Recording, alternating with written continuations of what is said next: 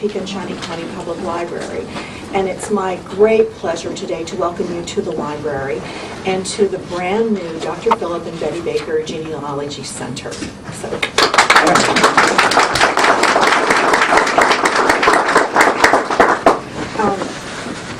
I'm new to this community, but what I've discovered in the 2 years I've been here is that there's a great sense of community here, a commitment to giving back to the community, and a vision that is certainly shared by Dr. and Mrs. Baker, that when one gives to the library, one gives to the community, because we are a shared resource. And I'm so appreciative of their philosophy and in terms of their philanthropic goals, and the fact that they saw the library as the best place to achieve some of those goals. So my personal thanks to both of you. It's been absolutely a delight working with both of you. We have a long tradition in this library of innovation and risk-taking and trying new ventures, and in contributions from leaders in our community who wanted to help both the library and the community in those endeavors. So Dr. and Mrs. Baker are certainly joining an august group. So again, thank you and congratulations. With that, I would like to turn the podium over to Roger Underwood, who is Trustee Emeritus of the Library Foundation.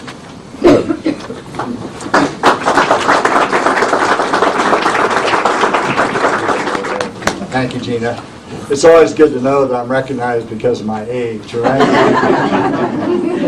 It's great to see you all here. As I told Phil, it's great to see family and friends come and support you in this gift that you're giving, and to recognize that gift. And it's really great to see everybody here. And gosh, I feel like I know 3/4 of you, so it's great to have you here.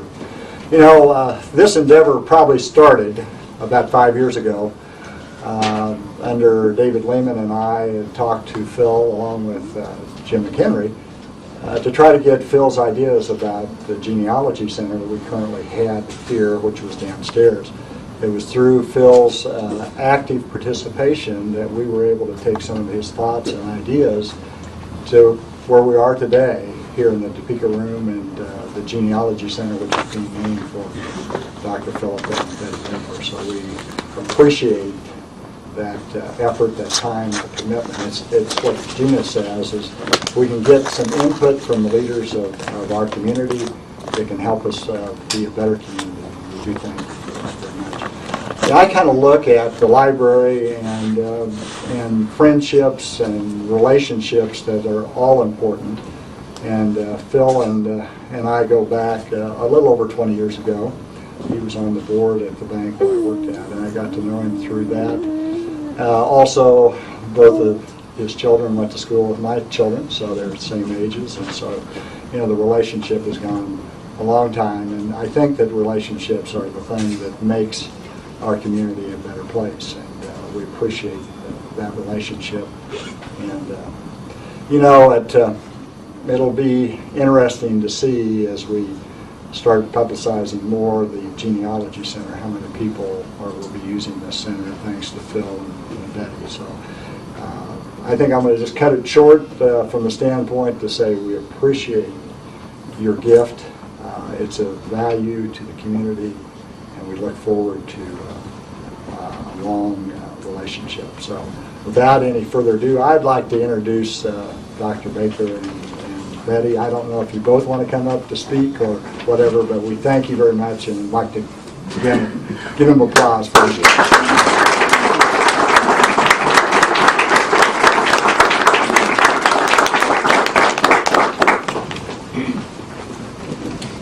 I believe I'm the designated speaker. Thank you for coming. I think that's to look out here and see so many people that I really know well for upwards now better than 30 years. That's really nice to have friends about when something like this came up. We started this, as Roger said, about 5 years ago, and kind of had a vision of what might be possible, and that this is the fruition of it today, at least the beginning, as I see, of the Genealogy Center. Betty and I are pleased to be part of the formation of an official genealogy center at the Topeka Shawnee County Public Library. We believe that this center will become a major research location for Eastern Kansas history. In 1970, when we moved to the library, to Topeka, the library was a significant source of reading resources for our family. This gift to the Library Foundation to form the Genealogy Center is our opportunity to say thank you to the library and the community. The coupling of the center with the Topeka room that you're in today is a historical background, and it's a natural union. Researchers will be able to work in a setting that's unparalleled in this region. It will be as comfortable as working in your living room. And to expand on this is the area has tables in it. You can bring your computers, your laptops, your information, and spread out in your own living room. And the research materials and the instruments and tools are next door. So it's just a delightful setting. The library staff and the Library Foundation, and I'd like to speak directly to them, have worked diligently to make this center possible.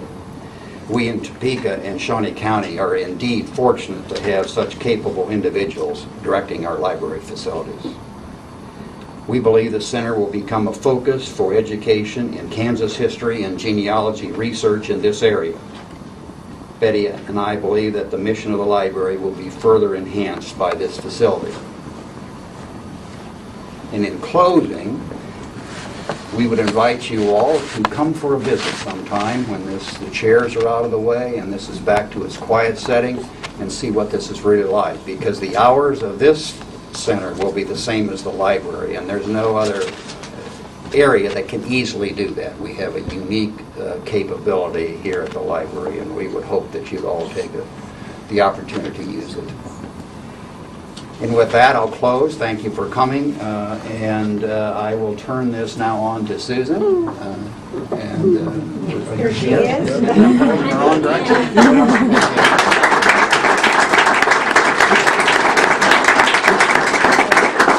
He used to be a lot taller, but it's the genealogy.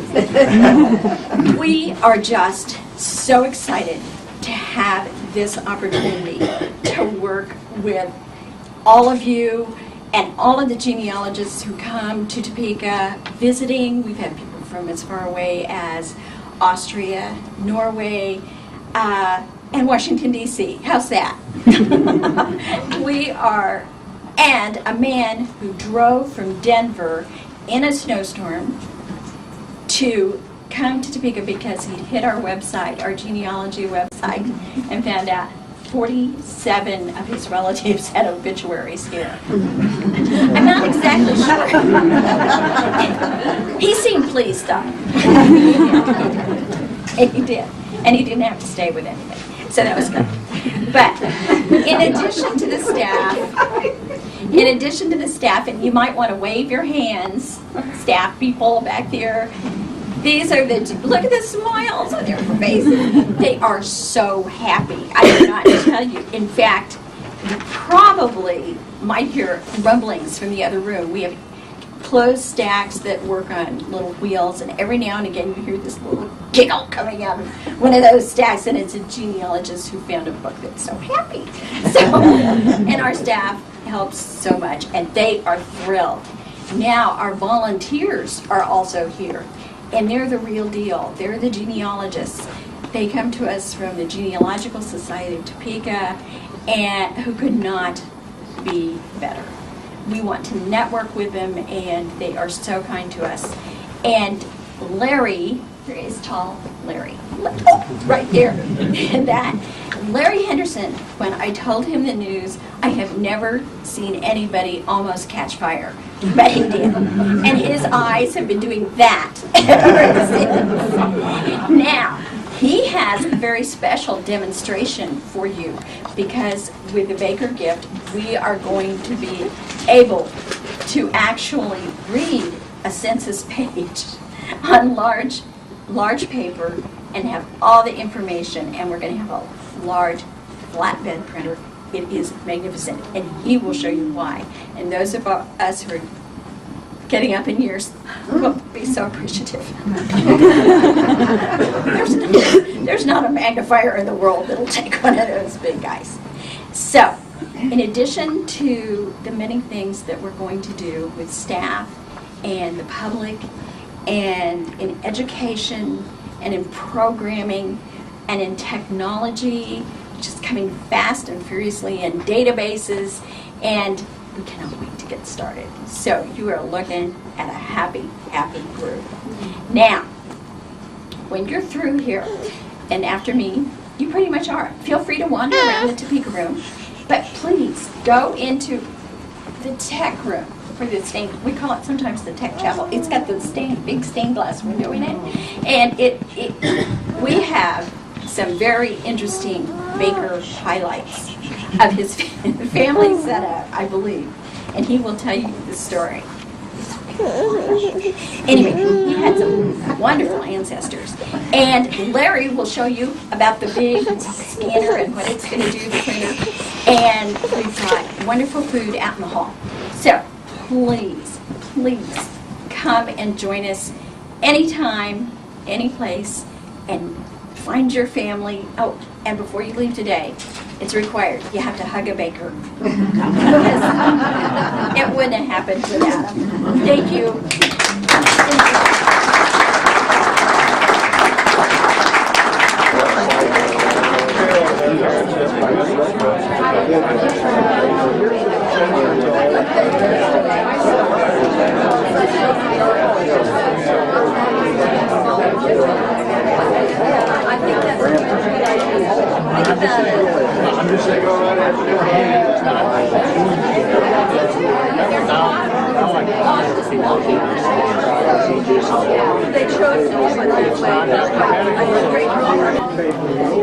Comes in how much adversity those ahead of us came through. We have it pretty easy. We're standing here in a nice room, it's a nice day, and TV's around, and history is, information's everywhere. These people had none of this. They might not even gone to a place that had a newspaper.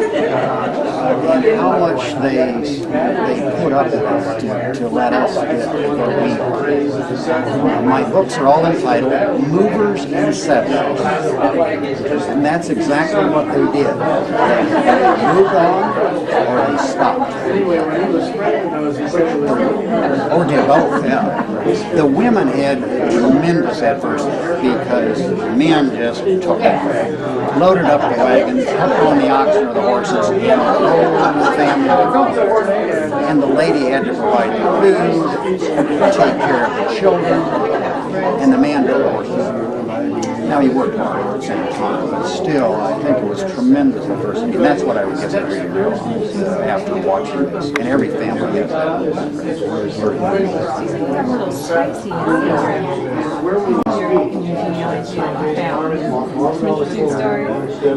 It's surprising. I do have some on one part of my family that was really, I think, of interest. It's in my father's mother, my grandmother. That name is Huxton, which means so important. But that man, I found out after studying this, was a signer for the state of Virginia to approve them approving the Declaration of Independence. So he was in the Virginia that sent the men on forward, one of which was Thomas Jefferson, that went on and signed our original Declaration of Independence. It gets better than that. He lived on a road on a farm, and you can find it to this day, 3 Notched Road in Virginia. It's just west of, or just east of Charlotte. And there's a piece of ground that's about 4 acres that joined 3 farmers. One of the farmers was taking limestone from this property to make bricks for his house. And the other 2 that butted to this property were not sure that he wasn't taking from their land. So they met on March 31st, 1796 to agree on the boundaries of this piece of property. It's this pie-shaped 4 acres. And the man that wanted the limestone gave them each $4 to sign off from tree to tree to tree. And I have a deed of that. They signed that deed on April 1st, 1796. And the man that gave them the money made the deed because he was the attorney. The other two were just farmers. And the man that signed that deed was Thomas Jefferson. He was the next door neighbor of my four-time great-grandfather. And so they were neighbors. That's the very road that the British went up chasing Thomas Jefferson when they tried to capture him during the Revolutionary War. That same three-notched road, or it's sometimes called three-chopper. If you turn at this piece of property and standing like I'm talking to you and look straight behind me, you'll see a sign. It's there today. And it's the entrance to the plantation of James Monroe. And you'd say, your ancestor was next door neighbor to two presidents. And that, you just don't know that until you start looking. So that was probably one of the more exciting things. It was really nice. Wow. So do you use this library for all of this research or the bulk of the research? I use all of them. In Topeka, we have the LDS Church, Latter-day Saint Church, out on Kings Road, has a great resource group there. The State Historical Library of the state is excellent. The Topeka Genealogical Society that's here out in Indiana is an excellent source. So I use them all. I go to all of them because you really need that.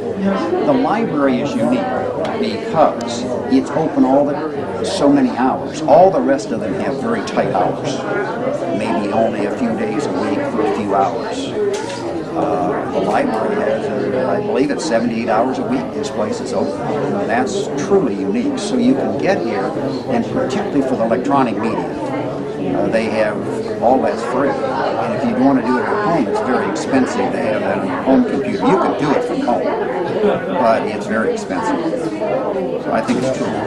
Also, they do printing here and no charge. So if you find a record that you want, then they will print it for you, and it isn't an expense, which is very unusual. So is that why libraries in themselves, is that why they're important? Because of that uniqueness? This one, I can't speak to the others. I've been to a lot of genealogy libraries. Betty and I have been to a lot of them. This is the nicest one I've been in terms of the setting, because as I said in some of my earlier remarks at elsewhere, this is like doing research in your living room. You walk in here and normally there's different furniture in this room, and it's very comfortable place. You just sit here and bring your laptop, spread out your material. It's quiet. There's help right here all the time. It's truly unique. Most of them are big. A lot of them are bigger. We were, for example, in Kansas City, Norman's down on 12th Street. We were there 3 hours. We had to do our own copying. We had us copy, but we had to do it, pay for it. We were the only people there. Only people there for 3 hours. Just no one came. And you'd say all of this wonderful wood paneling and nobody's there. I don't think we'll see that here. I think this will become very, very popular. I think as soon as people find out what's here, because you make contact and then you come and get the records, the birth records, obituaries, or maybe maps, and they print it all. Census records. Census records. In fact, today they're demonstrating some of the census records that are up in Ohio. For a second, the directive was there. Yeah, but You sure? Thank you very much. Thank you very much.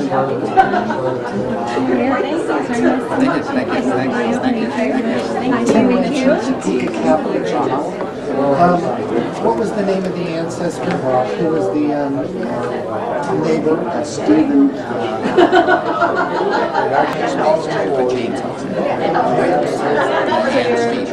Your grandfather several times over was two, and he was related to, not related, but next door neighbors, Monroe and Jefferson. Yes, in fact, another fact, his brother, they were there together. The brother was an overseer for a long time at Jefferson Plantation, so he worked. His family was closely related.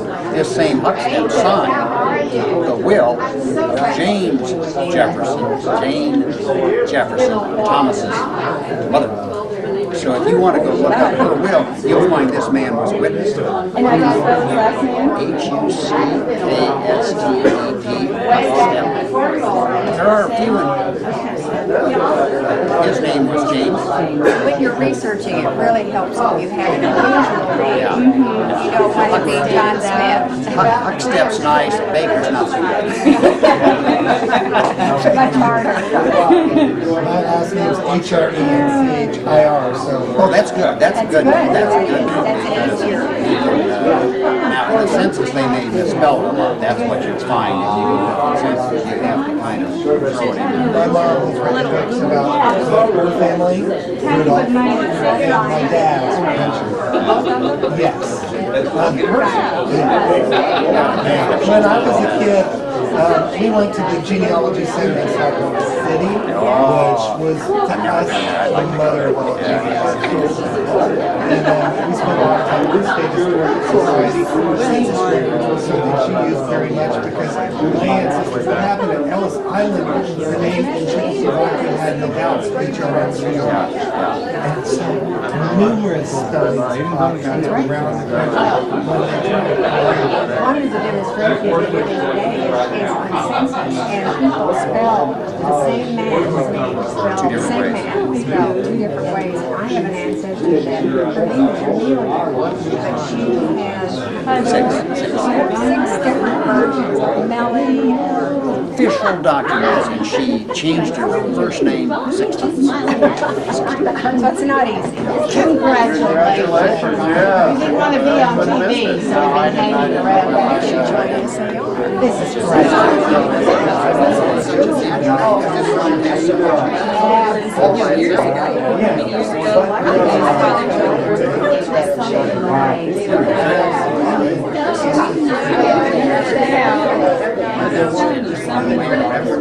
Oh,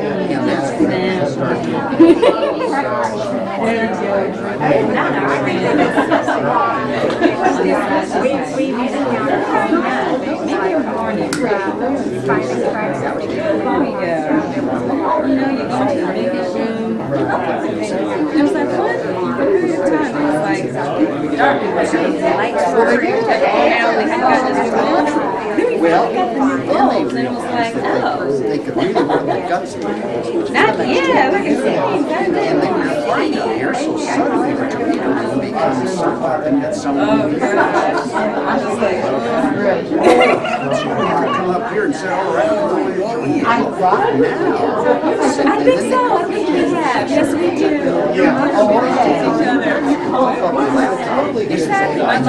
My apologies. We are. We're here. Go over there and look up things. Run copies. Get out the books.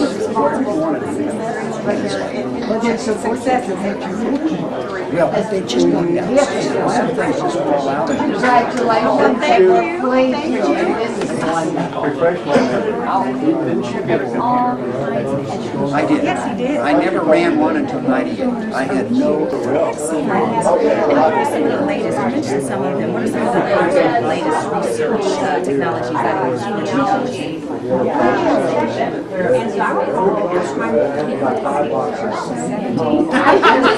Get it done. Just get it over with. And she would tell me names of various things and dates. And I wrote letters and which seems like a long way away. I do say, I have it. When I wrote that, I said, she wrote for school. No, it's all they can do.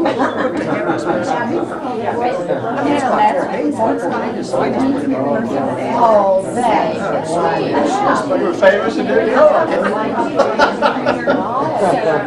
Well, this is one. Made it. I think it made it. Enjoy it. Big time. Well, I think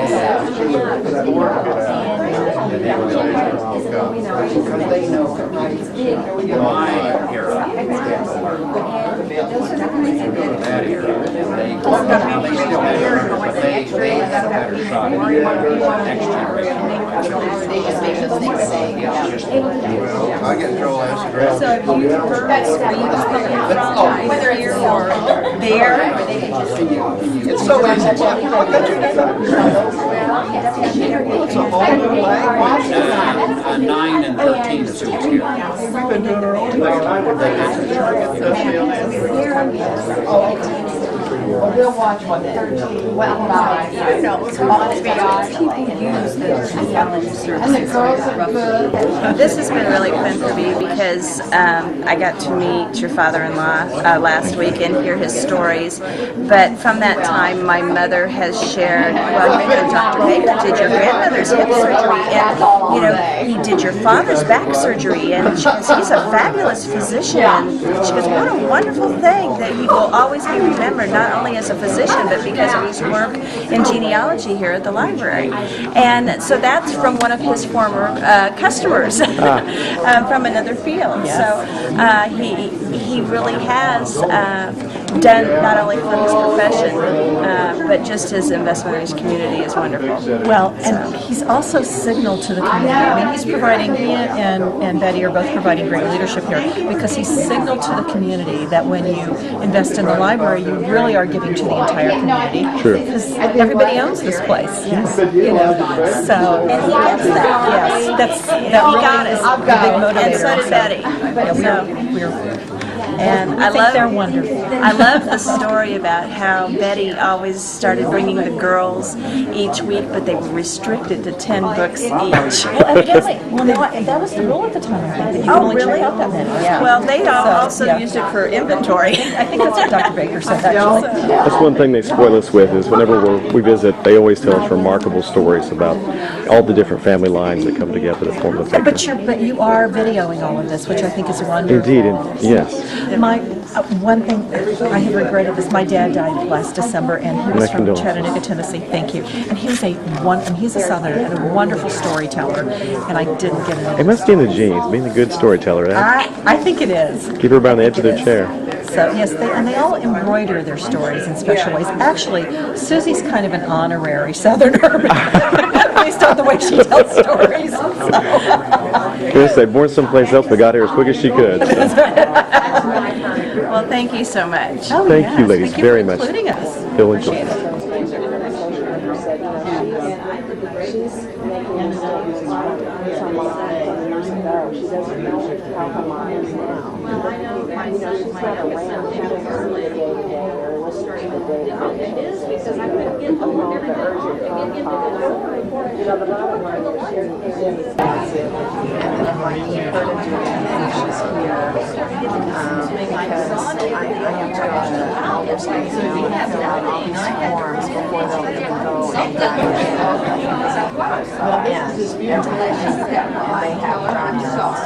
That's all right. That's nice. All of them takes care of their and Susan without her. But I mean, you know, you are next neighbor. I'm going to see here. I can see my